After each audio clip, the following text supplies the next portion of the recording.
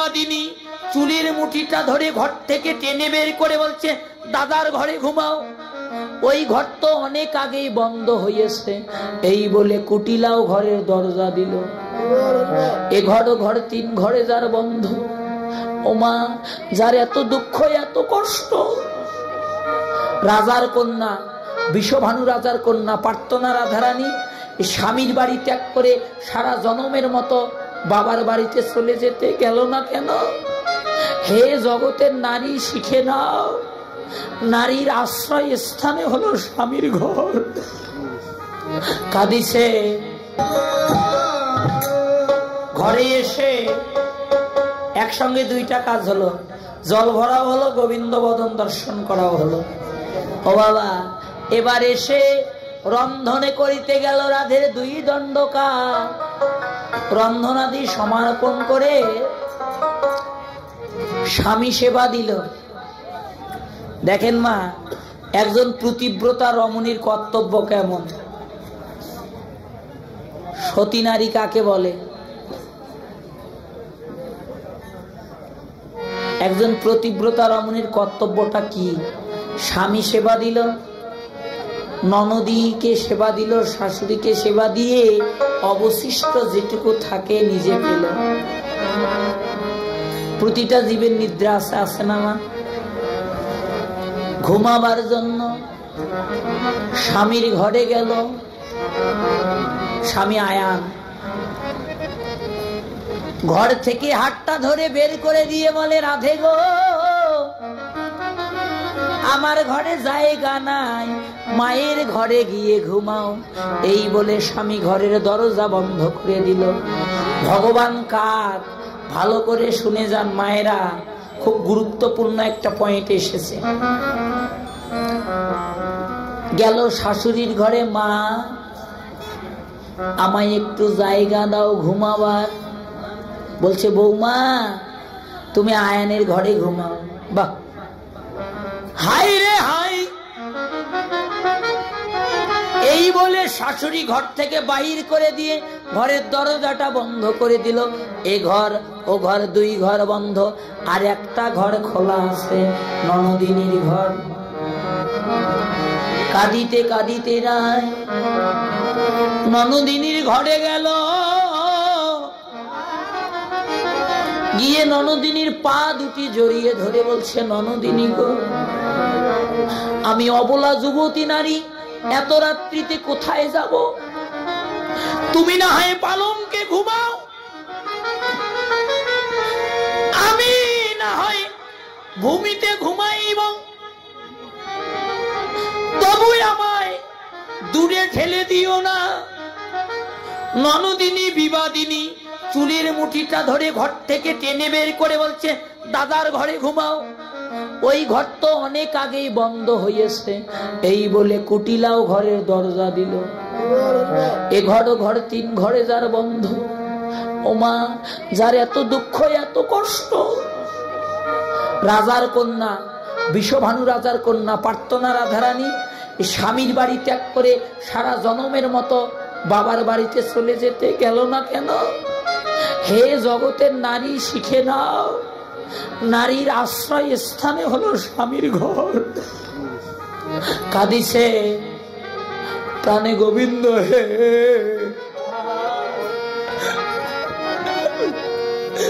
যার কেউ নাই তার নাকি তুমি আছো গোবিন্দ। ও গোবিন্দ, আমি এখন কোথায় যাই গোবিন্দ? প্রাণে গোবিন্দ হে, তুমি আমার হও। আমি আজ হইতে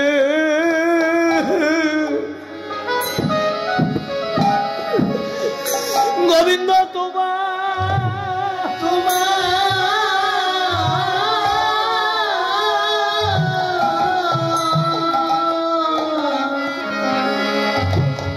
তোমার হলো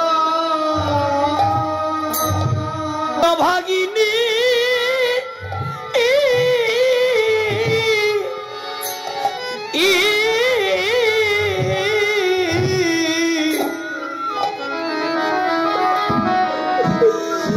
জগতে আর কে ভাই আছে?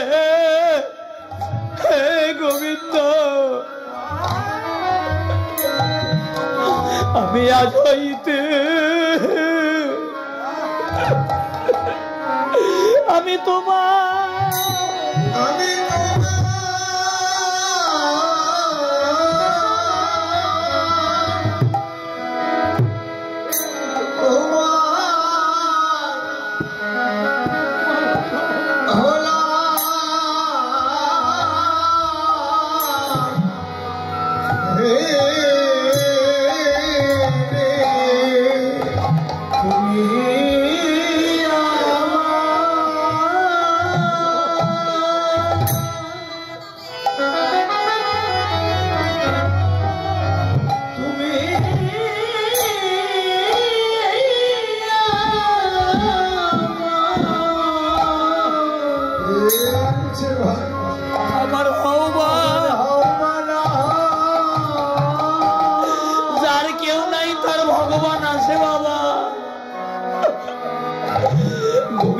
আমি আজ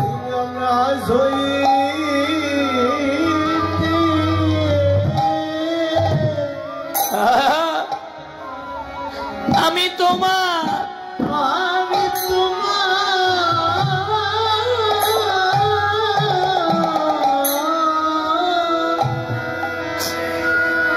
আমি তোমার তোমার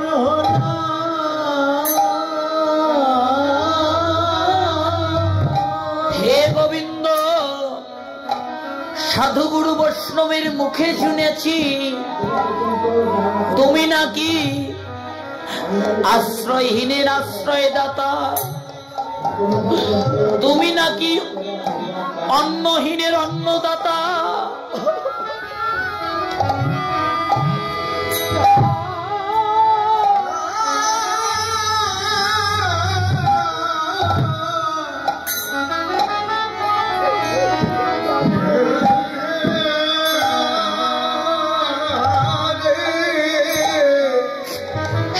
গোবিন্দ,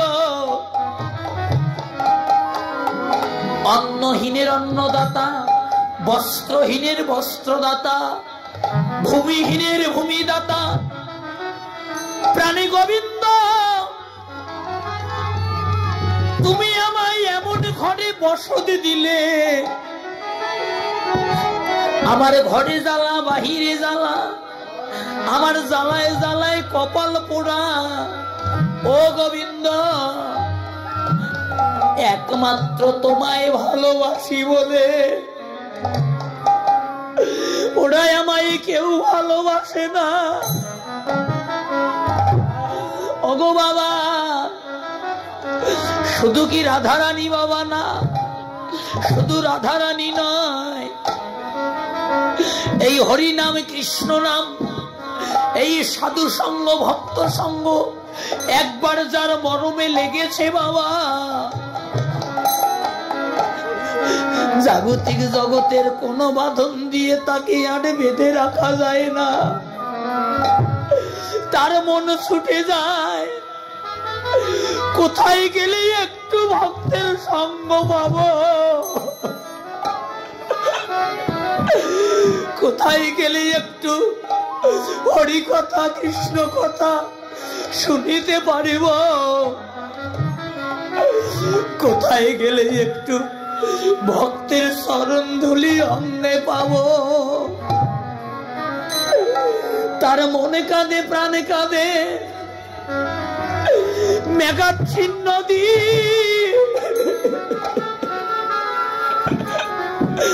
নহে দূর দি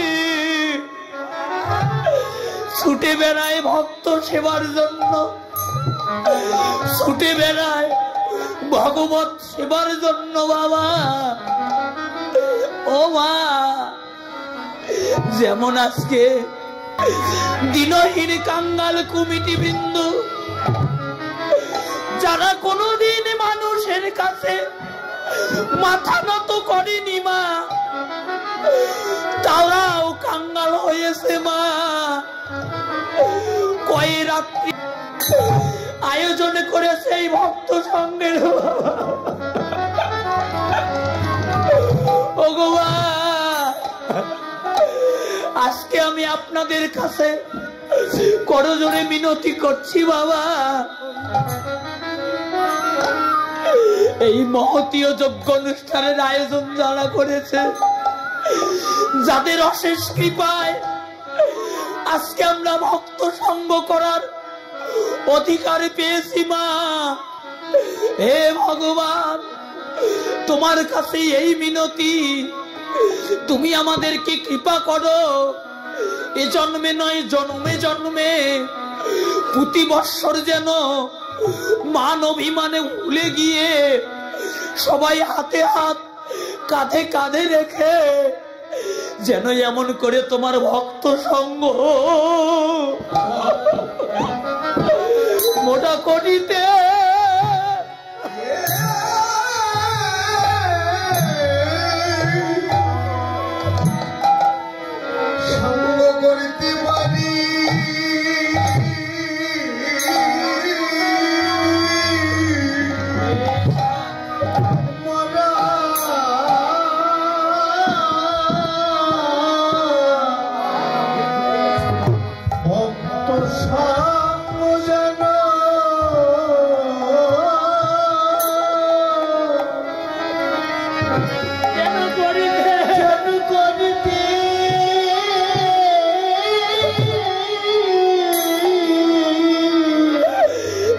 করতে পারি, তুমি মোদের সুখে রাখো বা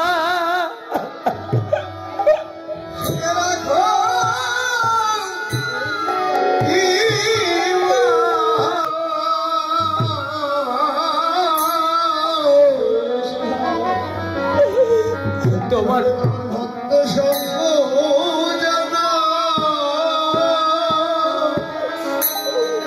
কেন করিতে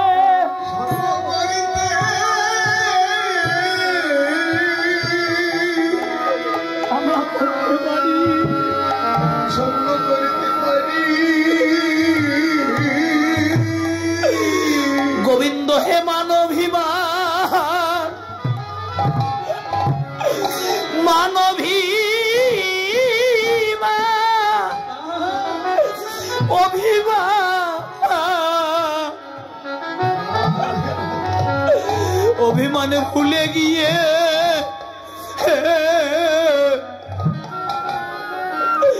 যেন তোমার ভক্ত সঙ্গ এমনি ভাবে আমরা করিতে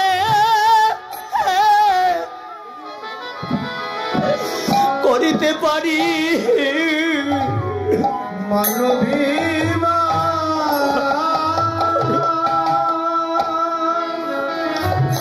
ওরে মানব মানবী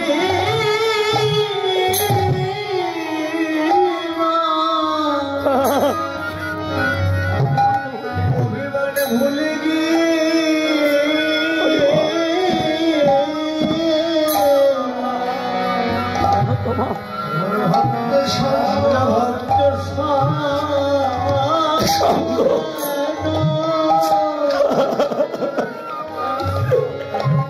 করিতে করিতে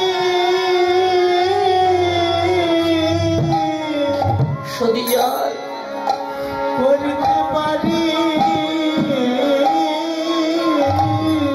শুধু কমিটি বৃন্দ নয় বাবা, ইতিপূর্বে যারা যারা আমাদের মাঝ থেকে গত হয়ে গেছে, এই গ্রামবাসী এই এলাকা, এটা একদিনের গড়ানো নয়, অনেক দিনের তিলে তিলে কষ্টের ফল। ভগবান আমাদের সেই আপনজন গুলো যাদেরকে আমরা হারিয়েছি, যারা আর আমাদের মাঝে নেই, যারা এই জগতের মায়া মমতা ফেলে আমাদের ছেড়ে চলে গিয়েছে, সেই আত্মাগুলো যেখানে যেভাবে থাক না কেন, আজকে এই শুভ তুমি তাদের শতই অপরাধে ক্ষমা করে দিয়ে এহকাল জন্মের মতো তোমার নিত্য বৈকুণ্ঠে তোমার চরণ সেবার অধিকার দাও।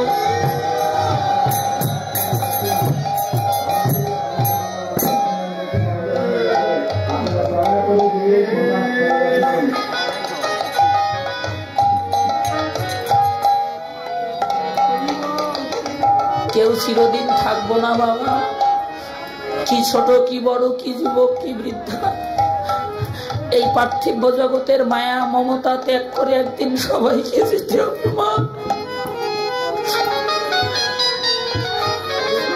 পদ্মপত্রে জল যেমন টলমল টলমল করে,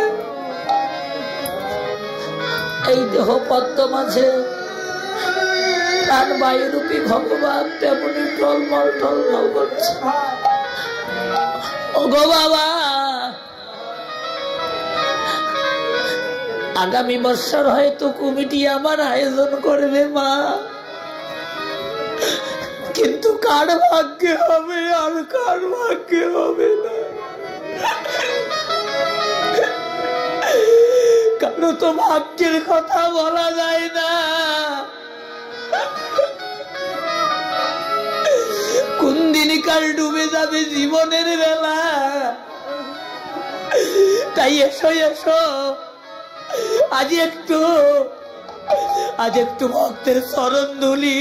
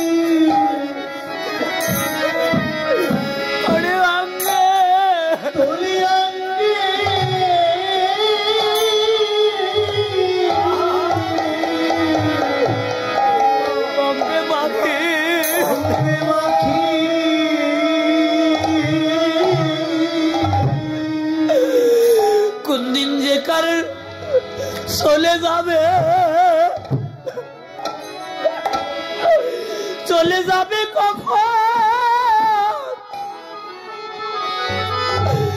কখন কোথায় এই প্রাণ পাখি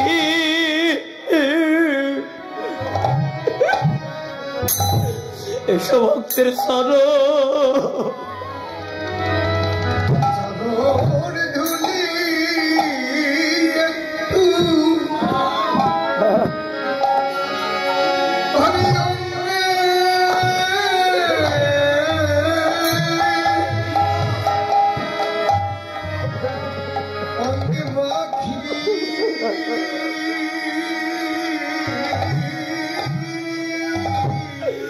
মানব জীবনে আর কোনদিন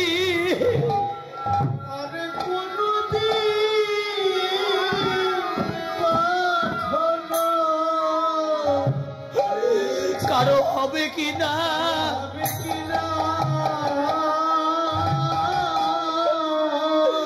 কারো তো ভাগ্যের কথা যায় না বলা।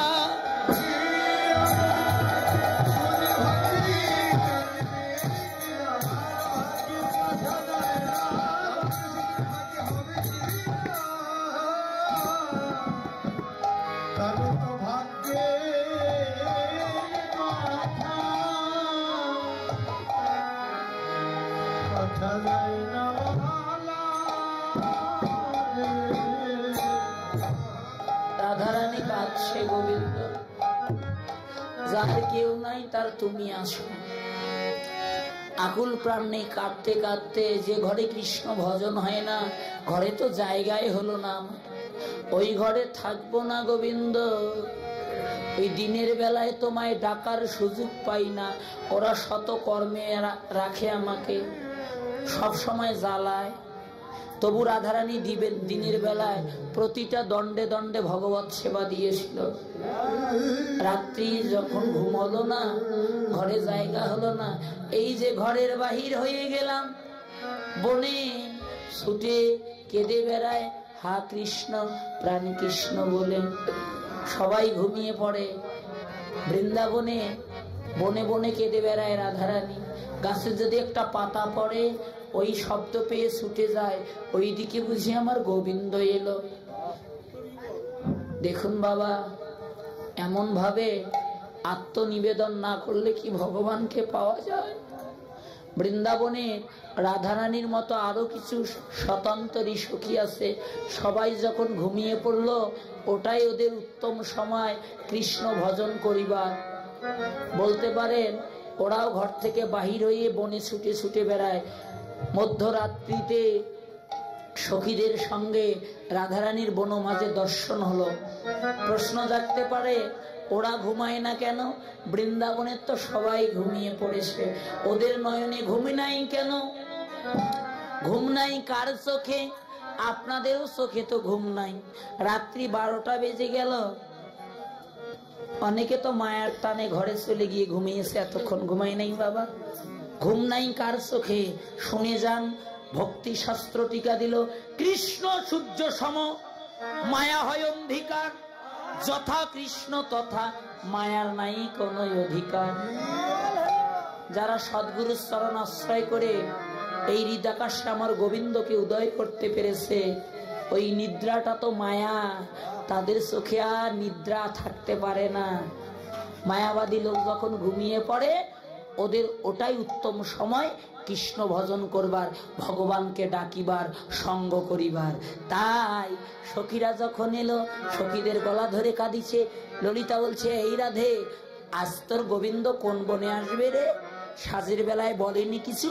বলছে, শোন শোন, সাজের বেলায় দূর থেকে দেখেছি, নিকটে যাইতে পারি নাই। কেন?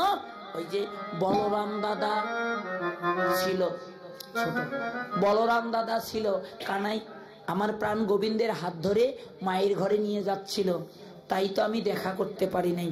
তবে শোন, হাত ধরে যখন নিয়ে যায়, গোবিন্দ দূর থেকে আমায় শির পরশিয়া বচনেরও ছলে সংকেত করিল। তাই শির মানে কপাল, মস্তক স্পর্শ করে কেশ ধরে এইভাবে দেখিয়ে দিল কি যেন। হাত ধরে টেনে নিয়ে যাচ্ছে, এইভাবে দেখিয়ে দিচ্ছে। হ্যাঁ, কেশ দিয়ে কি কোনো বোন আছে বলতো? রাধারানী বলছে, বল, কোন বোন আছে? খুশি বিশাখা বলল, রাধে গো, একটা বোন আছে। কোন বোন? কেশব বোন। দ্বাদশ বোন আছে বৃন্দাবনে, ওই দ্বাদশ বোনের মধ্যে একটা বোনের নাম কেশব বোন। তোর গোবিন্দ ইঙ্গিত করেছে, ওই কেশব বনে যাই, আমরা কুঞ্জ সাজাই।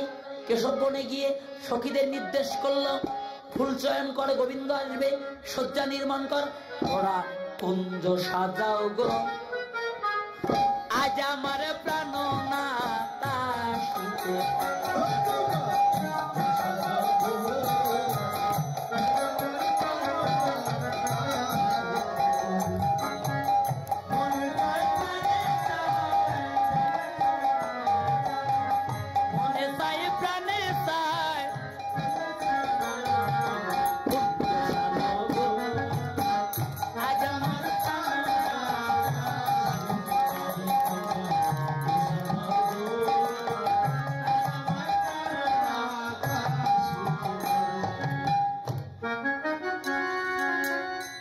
সখীরা পুষ্প চয়ন করে কুঞ্জ সাজালেন, শয্যা।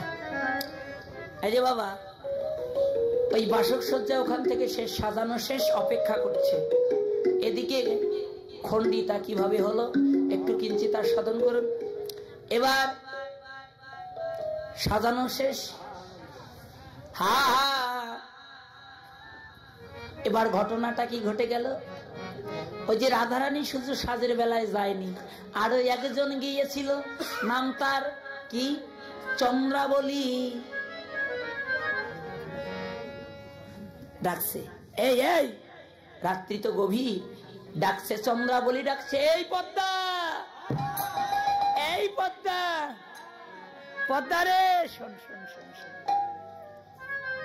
চন্দ্রাবলীর দাসী, নাম পদ্মা। এমনই অভাগিনী বাবা নাই, মা নাই, স্বামী নাই, জগতে কোনো আপনজন কেউ নেই। ওই চন্দ্রাবলী সেবা করে যেটুকু দেয় তাই নিয়ে এসে জীবিকা নির্বাহ করে। পদ্মাকে ডাকছে, এই পদ্মা, পদ্মা রে আয় আয়। শোনে বলি নিকটে এলো। মা, রানীমা ডাকছিস কেন? শোন, একটা কাজ করে দিতে পারবি?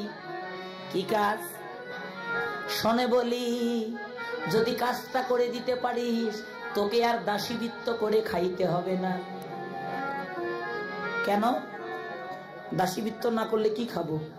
আমাকে রোজগার করে খাওয়ানোর মতো জগতে কেউ নাই। আমি বড় ভিখারিনী, আমার মতো কাঙ্গালিনী জগতে কেউ নাই। শোন শোন,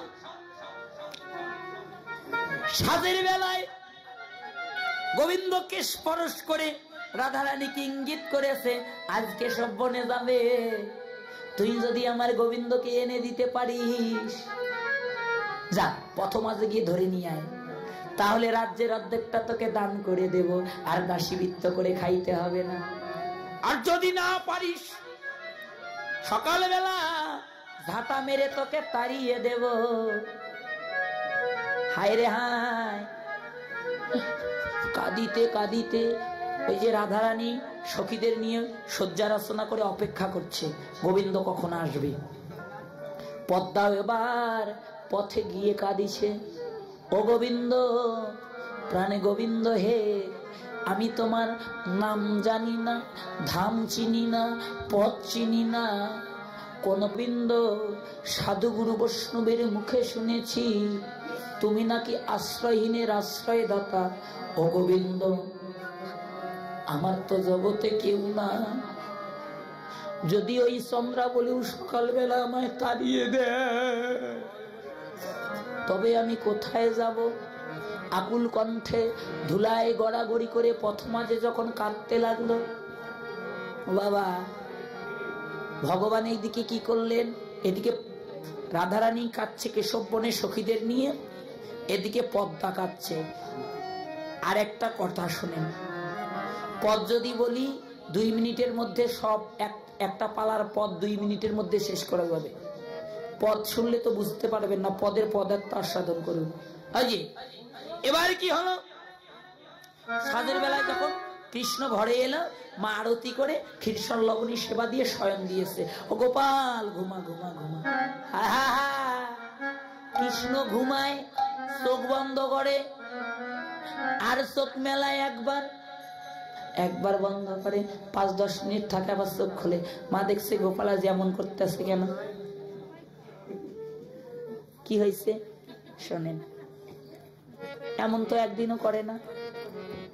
ওই যে ভক্ত যখন ডাকে ভগবান ঘুমায় বটে, কিন্তু ভক্তের ডাকে ভগবানের নিদ্রা ভঙ্গ হয়, ওটা ভক্তির ডাক তো। কিন্তু মা ঘুমায় না, মাও ভাবছে দেখি আজ কি করে গোপাল। হা হা হা, রাত্রিটা যখন গভীর হলো, আর থাকতে পারলো না ভগবান, ভক্তের ডাকে যোগমায়াকে স্মরণ করলো। কোথায় ওগো যোগমায়া, ওগো যোগেশ্বরী, নিদ্রাগত করে দাও গোটা গোকুল নগরী। শোনা মাত্র যোগমায়া আবির্ভূত হলো, ঘুমে অচৈতন্য সব ব্রজবাসী হলো। যোগমায়াকে স্মরণ করি মাত্র সবাই ঘুমিয়ে পড়লো, মাও ঘুমিয়ে পড়লো। সুযোগ বুঝিয়া বাঁশিটি লইয়া চলিল চিকন কালা, পথ মাঝে যাইয়া পদ্মারে দেখিয়া ঘটিল বিষম জ্বালা। সবাই ঘুমিয়ে পড়েছে, কৃষ্ণ বাঁশিটা লইয়া গৃহ ত্যাগ করলো। যাচ্ছে ওই যে রাধারানী কেশব বনে শয্যা নির্মাণ করে, বাসন নির্মাণ করে বসে আছে। এবার ঘটনাটা কি ঘটে গেল মা দেখুন। পদ্মা কাচ্ছে গোবিন্দ, ও বুঝেছি আমি বড় পাপী, আমাকে তুমি দর্শন দেবে না, যদি দর্শন না দাও গোবিন্দ, এই নয়ন দিয়ে কোনোদিন তোমার সাধুগুরু বৈষ্ণবকে দর্শন করি নাই, কোনোদিন তোমার মূর্তি দর্শন করি নাই, শুধু সারাটা জনম মায়ার বস্তু দর্শন করেছি, এই নয়ন দুটি রাখবো না? ওই যে কুল গাছ দেখা যায়, ওই কুল গাছের কাটা দিয়ে চোখ দুটো ছেদন করব। ও বাবা দেখেন, যখন গেল ভগবান ভক্তের মান রক্ষার্থে আগে কুল গাছের কাটাগুলো সরিয়ে নিল। হ্যাঁ, কাটা রেখেছো, কাটা উঠে নিয়েছো, তাতে কি হয়েছে? গাছটা তো এখনো আছে। একটা ডাল ভেঙে নিয়ে চোখে আঘাত করতে লাগলো, অমনি ভগবান দৌড়ে এসে ভক্তের হাতটা ধরলো। হাতটা ধরলো, এই তো প্রাণ গোবিন্দের দর্শন পেল। এবার দর্শন পাইবা মাত্র বলছে চলো চলো নিয়ে যাব। হাত পা ধরে নিয়ে যাইতে লাগলো, পারলো না, চরণ দুটি জড়িয়ে ধরে এবার ভগবান বাধা পড়ে গেল, ভক্তের কাছে নিয়ে গেল। চন্দ্রাবলীকে ডাকছে, এই চন্দ্রা আয় আয় আয় আয় আয়, এই যে তোর গোবিন্দকে এনেছি, ধর ধর ধর। এবার কি আনন্দ, চন্দ্রাবলীর হাতে অর্পণ করে দিল। চন্দ্রাবলী এবার বলছে যা, সকালবেলা এসে রাজ্যের অর্ধেকটা নিয়ে যাস। এবার পাশা খেলা শুরু হলো। অনেক খেলা খেলতে খেলতে গোবিন্দ আমার যোগমায়াকে স্মরণ করেছে। চন্দ্রাবলী প্রাণ গোবিন্দের বক্ষে মস্তক রেখে ঘুমিয়ে পড়েছে। হঠাৎ করে গোবিন্দের চৈতন্য ফিরে পেল। আমি তো রাধার কুঞ্জে যাব, আমি কেন চন্দ্রাবলীর কুঞ্জে? আহা, চন্দ্রাবলীকে ধীরে করে পালঙ্ক থেকে, বক্ষ থেকে মস্তকটা নামিয়ে পালঙ্কে শয়ন দিয়ে গোবিন্দ আমার বাঁশিটি নিয়ে যাত্রা করলো। এভাবে কলহন্তরিকায় যে দল এসেছে, কলহন মানে ঝগড়া, গোবিন্দ যাত্রা করলো মনে বড়ই আশা নিয়ে। রাধাচরণ পাবে বলে গোবিন্দ আমার অনুরাগে রহিল, রাধাচরণ পাবে বলে অনুরাগে রহিল। জয় রাধে গোবিন্দ বলে প্রেমানন্দে বাহু।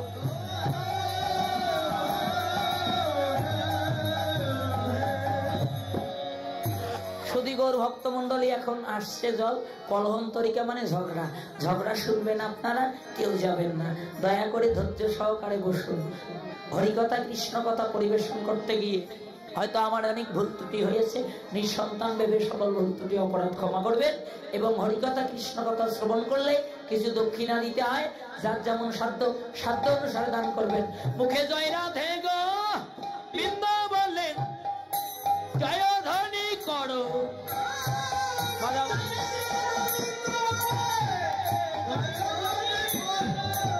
রাধা গোবিন্দের মধুর লীলা এখানে